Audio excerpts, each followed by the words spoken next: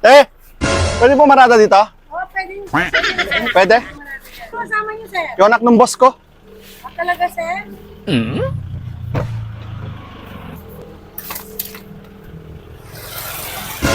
Ay, anak ng boss niyo, sir. Ay, yung mayaman, di ba?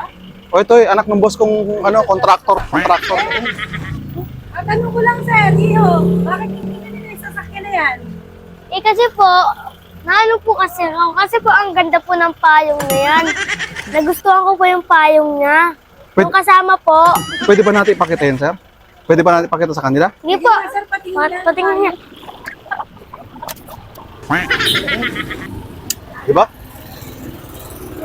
Ay, ang bongga naman pala ng payong niyo, sir. Gili ko po kasi ito kasi po ang mahal. Ang ganda po. Kaya pala, sir. Dati sa iyo, sir. Salamat po. Tara na po. Tara na.